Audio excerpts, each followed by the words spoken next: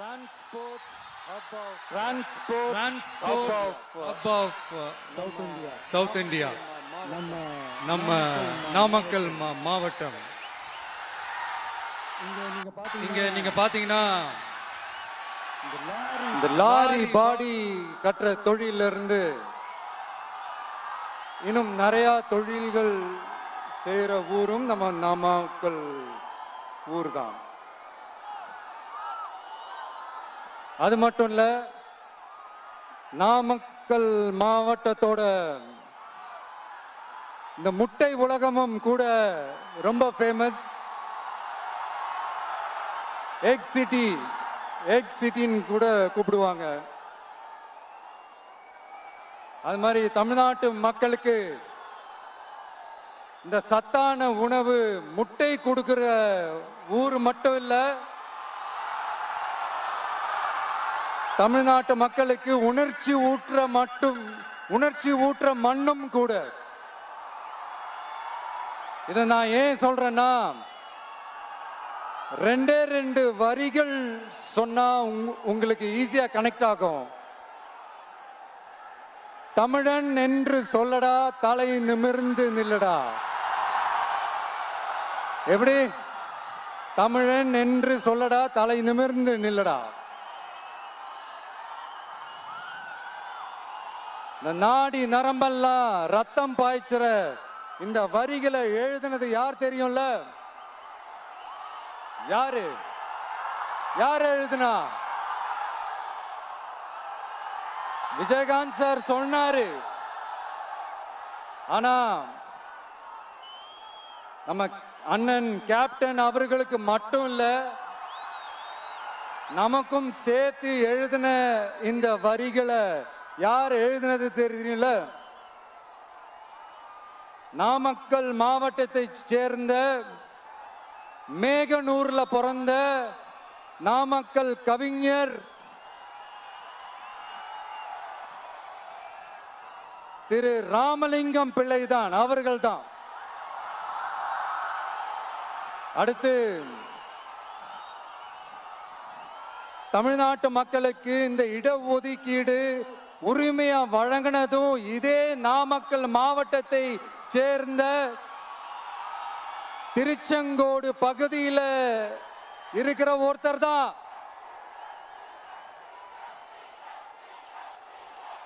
நம்ம சென்னை மாகாணத்தோட முதலமைச்சரா இருந்த சுப்பராயன் அவர்கள். அவர்தான் அந்த மாபெரும் மனிதர். மக்களுக்கு இடஒதுக்கீடு உரிமைய வழங்கினதுல இவருக்கு மிகப்பெரிய ஒரு பங்கு ஒன்று இருக்கு. அதுதான் இந்த கம்யூனல் GO 1071 அதை கொண்டு வந்து பட்டியலின மக்களுக்கும் பிற்படுத்தப்பட்ட மக்களுக்கும் இத வழங்கினார். அதனாலதான் அவரு முதலமைச்சரா பதவியேற்றதுக்கு அப்புறம் முதல் தமிழர் அப்படின்ற அந்த பெருமையோட சொன்னது மட்டும் இல்லாம,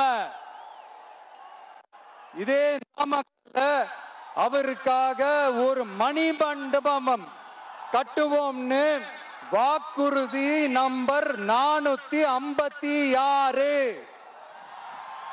கொடுத்தது யாரு?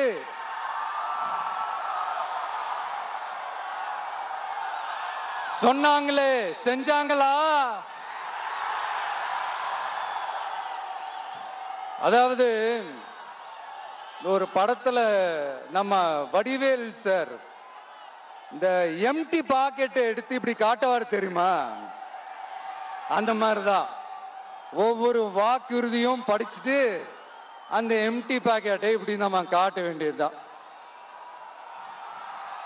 இப்ப நம்ம அந்த நாமக்கல் மாவட்டத்துல வாக்குறுதிகளா அது செய்வோம் இது செய்வோம்னு நிறைய சொன்னாங்களே, அதுல ஒரு சின்ன லிஸ்ட் மட்டும் இப்ப நம்ம பார்ப்போம்.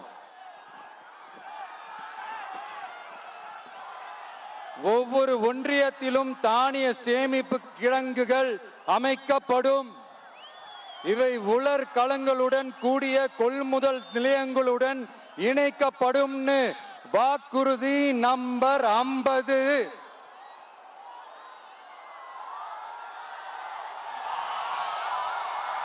கொப்பரை தேங்காயை தமிழக அரசே கொள்முதல் செய்யும்.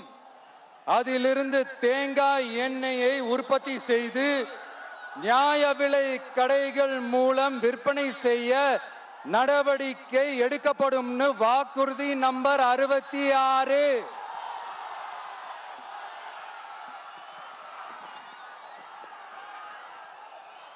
நியாய விலை கடைகளில் நாட்டு சர்க்கரை, வெல்லம் ஆகியவற்றை விநியோகம் செய்ய நடவடிக்கை எடுக்கப்படும் வாக்குறுதி நம்பர் 68.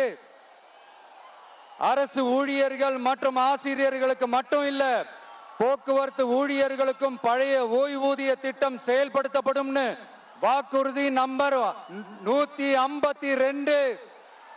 இதெல்லாம் சொன்னாங்களே, செஞ்சாங்களா? இப்ப நம்ம நாமக்கல் மாவட்டத்துக்கு வருவோம். ஒரு நாளைக்கு 5 கோடி முட்டைகள் உற்பத்தி செய்யப்பட்டு உலகம் முழுவதும் ஏற்றுமதி ஆகிற இந்த நாமக்கல் மாவட்டத்தில் அந்த முட்டைகள் வீணாகாம பாதுகாப்பா வைக்க முட்டை சேமிப்பு கிடங்குகள் அமைக்கணும்ன்ற அந்த கோரிக்கையும், பாக்டீரியா மற்றும் வைரலாஜிக்கல் பரிசோதனையை மேற்கொள்ள ஆராய்ச்சி மையம் அமைக்கணும்ன்ற கோரிக்கையும் பல ஆண்டுகளா இருக்கு. ஆனா அதை இதுவரைக்கும் ஆண்ட கட்சிகளும் சரி, இப்ப ஆளும் கட்சிகளும் சரி, அதை பத்தி கொஞ்சம் கூட யோசிக்கவே இல்லை. அப்புறம் திமுக எம்எல்ஏவுக்கு சொந்தமான ஒரு மருத்துவ கல்லூரியில் நடைபெற்ற கிட்னி திருட்டு, அதுதான் நாடறிஞ்ச விஷயமாச்சு. அதை நான் திருச்சியிலே பேசியிருந்தேன். ஆனா அதுல நம்ம நாமக்கலை சேர்ந்தவங்க தான் அதிகமா பாதிக்கப்பட்டிருக்கிறதா சொல்றாங்க. அதிலும் குறிப்பா விசைத்தறியில் பணிபுரியும் ஏழை பெண்களை குறிவைத்து அந்த கிட்னி திருட்டு நடந்திருக்குன்னு சொல்றாங்க.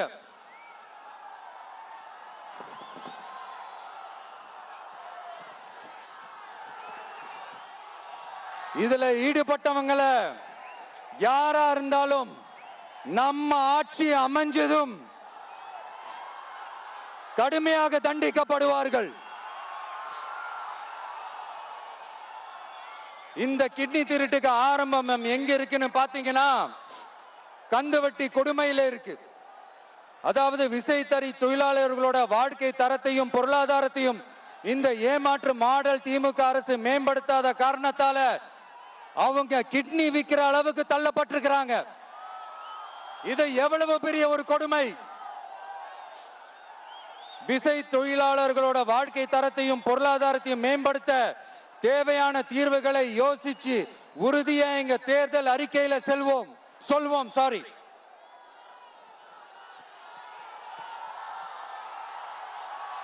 நான்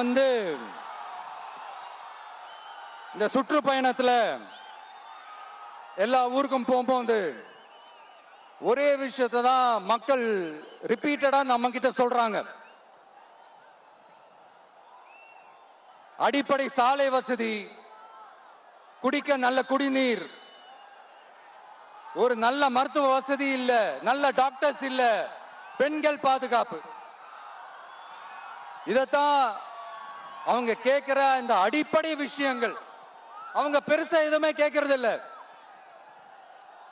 என்னப்பா இந்த விஜய் எங்க போனாலும் கேள்வியா கேட்கிறாரு, இவர் வந்தா என்ன செய்வாருன்னு கேட்டதுக்கு 2 இடத்துல அதுக்கான விளக்கத்தை ஒண்ணு சொன்னோம். கல்வி, ரேஷன், மருத்துவம், குடிநீர், அடிப்படை சாலை வசதி, மின்சாரம், போக்குவரத்து, பெண்கள் பாதுகாப்பு, சட்டம் ஒழுங்குன்னு இந்த மாதிரி அடிப்படை விஷயங்கள்ல எந்த சமரசமும் இல்லாம கரெக்டா செய்யப்படும்னு சொன்னோம். இதத்தானே எல்லாரும் சொன்னாங்க, அதே தான் இவரும் சொல்றாரு. இவர் என்ன புதுசா என்ன சொல்லிட்டாரு? புதுசா எதுவுமே சொல்லலையே. ஐயா, அரசியல் மேதைகளே, பெரியவங்களே, ஒரு மனுஷனுக்கு சாப்பிடறதுக்கு நல்ல சோறு, படிக்கிறதுக்கு நல்ல கல்வி, குடிக்கிறதுக்கு நல்ல குடிநீர், அவனை பார்த்துக்கிறதுக்கு நல்ல மருத்துவ வசதி, வேணுங்கிற இடத்துக்கு போயிட்டு வர்றதுக்கு நல்ல போக்குவரத்து, அதுக்கான சாலை வசதி, பாதுகாப்பான ஒரு வாழ்க்கை, இதுதானே ஒரு மனுஷனுக்கு அடிப்படை தேவை. இன்னைக்கும் இது நம்ம எல்லாருக்கும் இது தேவைதானே. அப்புறம் அதை சரியா செய்வோம்னு சொல்றது தானே சரி. அதனாலதான் சொன்னோம், எது நடைக்கு சாத்தியமோ, எது உண்மையோ அதை மட்டும் தான் சொல்லுவோம், அதை மட்டும் தான் செய்வோம். இந்த திமுக மாதிரி பொய்யான வாக்குறுதிகளை எப்பவுமே கொடுக்க மாட்டோம். புதுசா சொல்லுங்க, புதுசா சொல்லுங்கன்னா என்னத்த சொல்றது எனக்கு புரியலையே. என்னத்த புதுசா சொல்றது?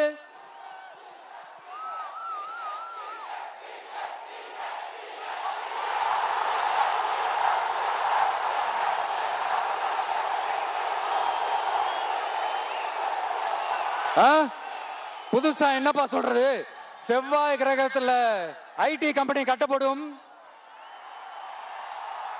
காத்துல கல்வீடு கட்டப்படும், அமெரிக்காவுக்கு ஒத்தடி பாதை போதப்படும், வீட்டுக்குள்ளே ஏரோப்ளேன் ஓட்டப்படும். இந்த மாதிரி அடிச்சு விடுவோமா? நம்ம சிஎம் அவர்கள் அடிச்சு விடுவாரு, அந்த மாதிரி அடிச்சு விடுவோமா?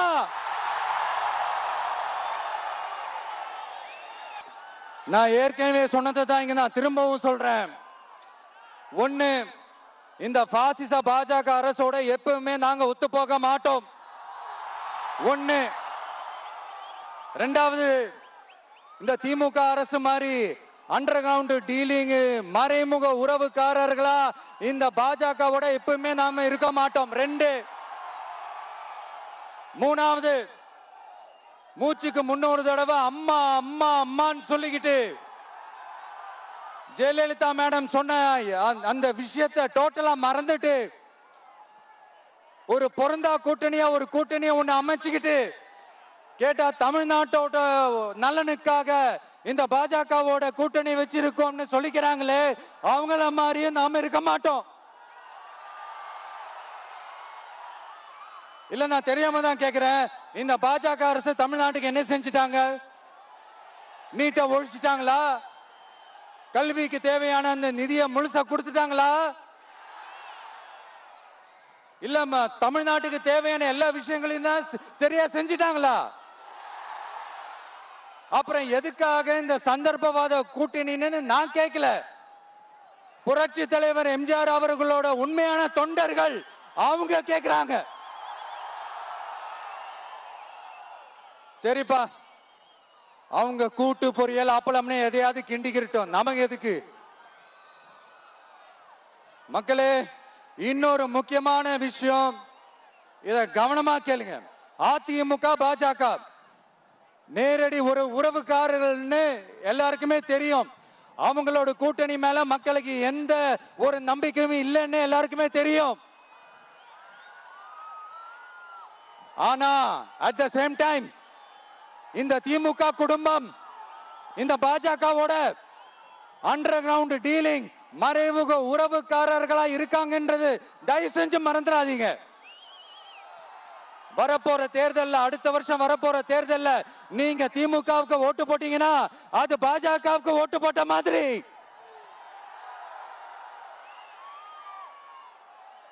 வெளியில அடிச்சுக்கிற மாதிரி அடிச்சுப்பாங்க, ஆனா உள்ளுக்குள்ள வேணாம். மக்களே, ஜாக்கிரதை, யோசிங்க. அதனாலதான் மறுபடியும் சொல்றேன், திரும்பவும் சொல்றேன், 2026ல ஒண்ணு இன்னொன்னு, ஒண்ணு இன்னொன்னு. அதாவது ஒண்ணு, மாபெரும் மக்கள் சக்தி கொண்ட எளியோரின் குரலா இருக்கிற களத்துல இருக்கிற டிவிக்கு, இன்னொன்னு கொள்கை என்ற பேர்ல மக்களை ஏமாத்திக்கிட்டு கொள்ளையடிச்சுக்கிட்டு தமிழ்நாட்டை ஏமாத்துற இந்த டிஎம்கே. இந்த ரெண்டு பேருக்கு நடுவுல தான்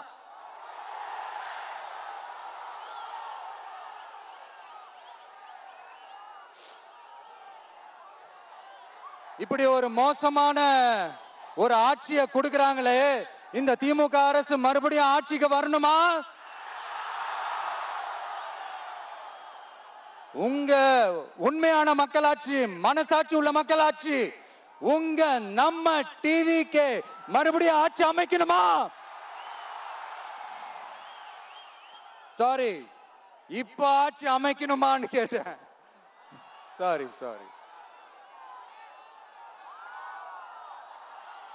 நண்பா, நண்பி, தோழா, தோழி, என் மேல இவ்வளவு நம்பிக்கை வச்சிருக்கிறீங்களா? என்ன இவ்வளவு நம்புறீங்களா? பார்த்தலாம், ஒரு கை பார்த்தலாம். சத்தியமா சொல்றேன், நானும் ஒரு 2-3 வாரத்துக்கு முன்னாடி என்னமோ ஏதோ நினைச்சேன். பார்த்தலாம், சத்தியமா பார்த்தலாம். கான்பிடண்டா இருங்க மக்களே, நல்லதே நடக்கும், வெற்றி நிச்சயம்.